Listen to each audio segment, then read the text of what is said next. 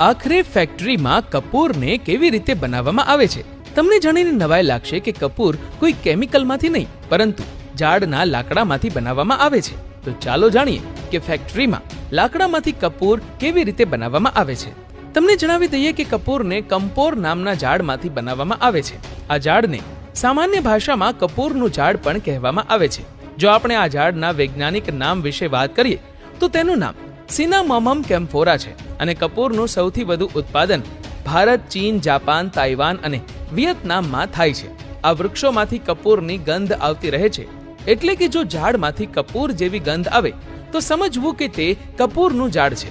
મિત્રો, કપૂર બનાવવા માટે સૌ પ્રથમ કપૂરના ઝાડમાંથી લાકડાને કાપવામાં આવે છે અને તે કાપેલા લાકડાને સારી રીતે સૂકવવામાં આવે છે, જેથી લાકડામાંથી બધો ભેજ દૂર થઈ જાય. ત્યાર પછી આ બધા લાકડા ઉપરથી તેની છાલ કાઢવામાં આવે છે. આ વિડીયોમાં તમે જોઈ શકો છો કે કેવી રીતે લાકડા ઉપરથી છાલ કાઢવામાં આવી રહી છે. ત્યારબાદ આ લાકડાના બ્લોક્સને મશીન દ્વારા નાના નાના ટુકડાઓમાં કાપીને ચિપ્સમાં રૂપાંતરિત કરવામાં આવે છે.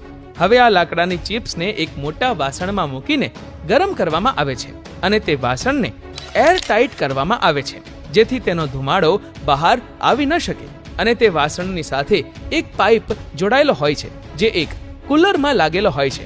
જ્યારે વાસણની અંદરનું લાકડું ધુમાડો છોડે છે ત્યારે તેનો ધુમાડો પાઇપ દ્વારા કુલરમાં જમા થતો રહે છે અને જ્યારે થોડા સમય પછી કુલર ખોલવામાં આવે છે ત્યારે તે જ ધુમાડો ઠંડો થઈને સ્ફટિકીકરણ થઈ જાય છે અને આ સ્ફટિક જ કપૂર હોય છે અને આ કપૂરનું તેલ નીચે જમા થાય છે, જે બજારમાં એરોમા ઓઇલ તરીકે ઓળખાય છે.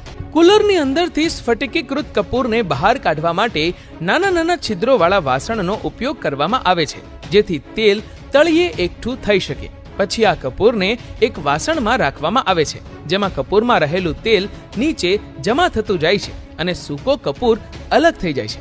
હવે આ સૂકા કપૂરને મશીનમાં નાખીને તેને સારી રીતે પીસીને કપૂરનો પાવડર બનાવવામાં આવે છે અને આ કપૂર પાવડરમાંથી નાની નાની કપૂરની ગોળીઓ બનાવવામાં આવે છે. હવે આ કપૂર પાવડરને કપૂરની ગોળીઓમાં બદલવા માટે કપૂર બનાવવાના મશીનમાં નાખવામાં આવે છે.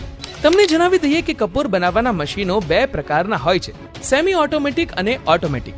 એક સેમી ઓટોમેટિક મશીનની કિંમત લગભગ 60,000 રૂપિયાથી શરૂ થાય છે, જે 1 મિનિટમાં 300 ગોળીઓ બનાવી શકે છે, એટલે કે એક દિવસમાં લગભગ 70 કિલો કપૂરનું ઉત્પાદન કરે છે. આ મશીનમાં ઓટોમેટિક પેકિંગની સુવિધા ઉપલબ્ધ નથી હોતી. આમાં તમારે જાતે જ પેકિંગ કરવાનું હોય છે, જ્યારે ફૂલ્લી ઓટોમેટિક મશીનની કિંમત લગભગ 1 લાખ રૂપિયાથી શરૂ થાય છે અને આ મશીન પ્રતિ કલાક 500 કિલો કપૂરની ગોળીઓ બનાવી શકે છે. આ સાથે આ